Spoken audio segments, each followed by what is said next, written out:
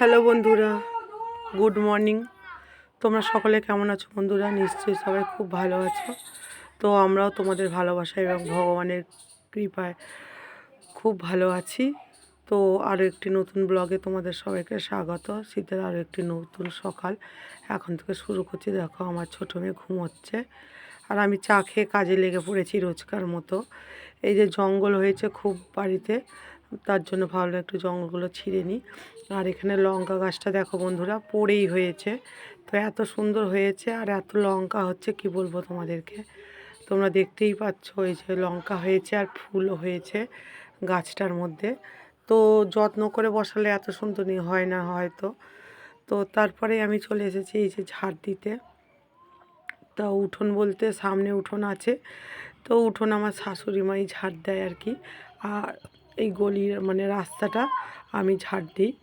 তো এইটা রোজকার মতনই ঝাড় দিচ্ছি, হয়তো রোজের তোমাদের সঙ্গে এটা শেয়ার করা হয় না, মাঝে মধ্যে শেয়ার করি।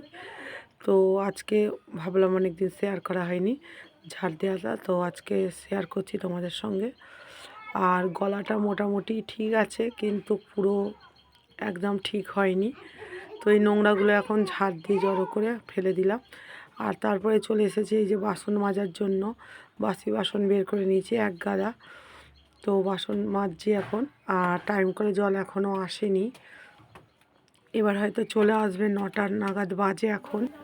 তো ঠান্ডার জন্য আমার একটু কাজেরও দেরি হয়ে যায়, কারণ খুব ঠান্ডা লাগছে, গলাটায় ঠান্ডা লেগে যাচ্ছে, যার জন্য গলাটা পুরো বসে যাচ্ছে। তার জন্য একটু বেলা করেই উঠি আর কি, জেগে জেগে শুয়ে থাকি আর একটু বেলায় উঠি, কারণ উঠলেই তো সেই জলের কাজ করতে হয় না। তার জন্য এটা গরমকাল হলে অত অসুবিধা হয় না, কারণ গরমকালে তাড়াতাড়ি উঠে পড়ি। আর গরমকালে যতই মানে জল ঘাটো, কোনো গলা বসা সর্দি এরকম মানে কোনো জিনিস হয় না অতটা। তো শীতকালটাতে একটু কষ্ট, তো আর কি করা যাবে, কষ্ট দুঃখ সব নিয়েই তো সংসার, করতেই হবে, কিছু করার নেই। তো এই যে বাসনগুলো আমার মাজা মাজা মাজা কমপ্লিট হয়ে গেছে। এবার ধুয়ে কালো এই গামলাটার মধ্যে রেখে দেবো। তো এটার মধ্যেই আমি রেখে থাকি, তোমরা দেখেছো এর আগেও। তো আজকে হচ্ছে যাব একটা জায়গায় ছোটো মেয়েকে নিয়ে, বড় মেয়েকে নিয়ে যাব না, আমি আর ছোটো মেয়ে যাব। তো এই যে বাসন টাসনগুলো মেজে ধুয়ে চান করে নেবো এখন। চান টান করে তারপরে একটু কিছু ঘরে কাজ আছে, কাজ করে তারপরে যাব। আর আজকে যেহেতু নিরামিষ রান্না, বৃহস্পতিবার, আর পুজো করব না, মানে আমার মানে পুজো চলবে না আর কি। তো তার জন্য চাপ নেই। আর ঘরটাও মেয়েকে বলেছি মোছার জন্য, তো ঘরটা মেয়ে মুছে নেবে। তো দেখো আমার বাসন ধোয়া মাজা কমপ্লিট। আর ব্যাগটা একটু নোংরা হয়েছে দেখে একটু সার্ফ দিয়ে ধুয়ে নিলাম। আর টাইম কলে জল এবারে এসে গেছে, আমার বাসন মাজা কমপ্লিট হলো আর তখনই টাইম কলের জল চলে আসলো। তো ব্যাগটা এখন একটু ধুয়ে দিচ্ছি, সার্ফ দিয়ে ধুয়ে তারপরে শুকোতে দিয়ে দেবো, দিয়ে আমি তারপরে চান করে নেবো আর কি। বাসি কাজ আমার কমপ্লিট হয়ে যাবে।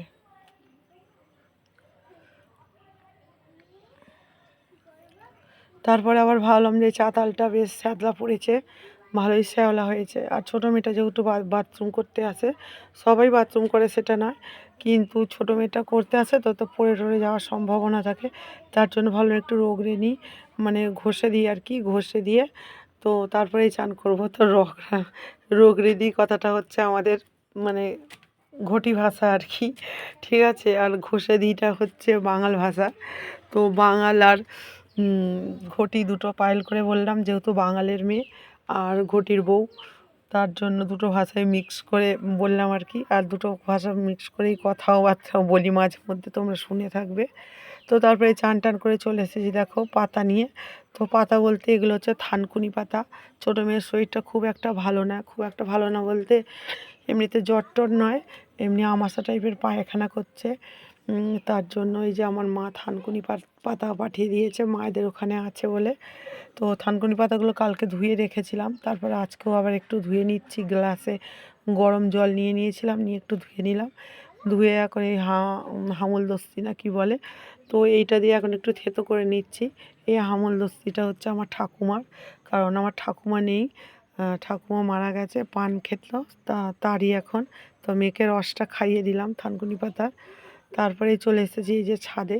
ছাদে চলে এসেছি বলতে এই মোটা ব্ল্যাঙ্কেটটা আর কি রোদ্দুরে দেবো আর কি, রোদ্দুরে দিয়ে তারপরে আর কি ছোটো মেয়েকে নিয়ে বেরিয়ে পড়বো।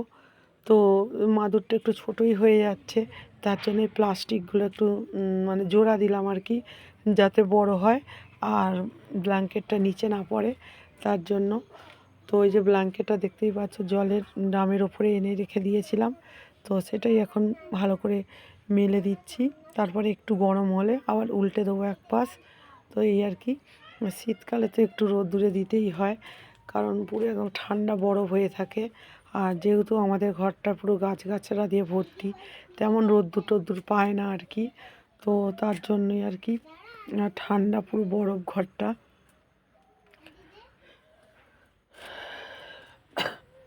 তারপরে দেখো বন্ধুরা কত চাষবাস হয়েছে, কপি বসিয়েছে, এগুলো ফুলকপি।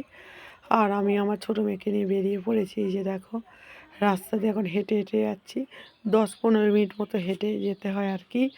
তো ব্যাগ নিয়ে নিয়েছি আর আমার ছোটো মেয়েকে ধরে নিয়েছি, এক হাতে ধরে নিয়ে যাচ্ছি।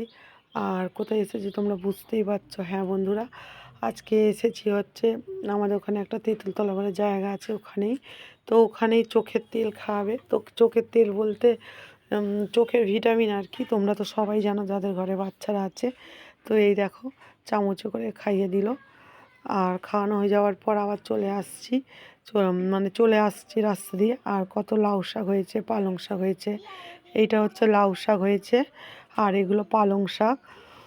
তো অনেক দূর দূর পর্যন্ত চাষবাস আর কি, তোমাদের একটু দেখালাম আর কি, সাধারণত দেখানো হয়ে থাকে না। তারপরে বাড়িতে চলে এসেছি, এসেই যে ভাত রান্না করে নিয়েছি।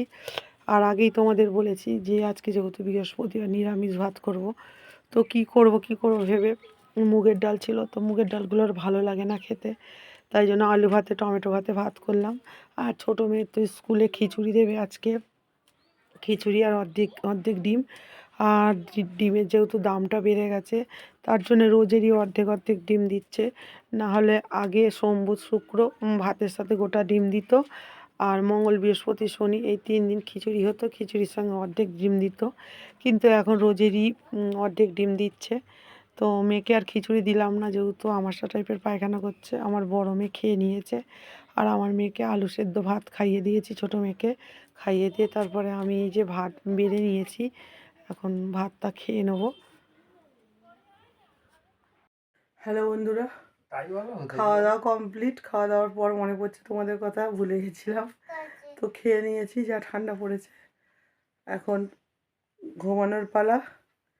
তো এই যে দেখো বিছানা হয়ে গেছে। দেখো আজকে আমার ছোটো মেয়ে ওর বাবার কাছে শুয়েছে, বাবার কাছেই ঘুমোবে। আর ওপরে আমার বড় মেয়ে আর আমি শোবো। এই যে বিছানা। আর এখন সময় হচ্ছে 11টা 40। ঠিক আছে, তো চলো আজকের মতো এখানেই বিদায় জানাচ্ছি। আবার দেখা হচ্ছে পরবর্তী ভিডিওতে। তো তোমরা খুব ভালো থেকো, সুস্থ থেকো এবং পরিবারের সকলকে খুব ভালো রেখো। আজকের মতো টাটা, গুড নাইট।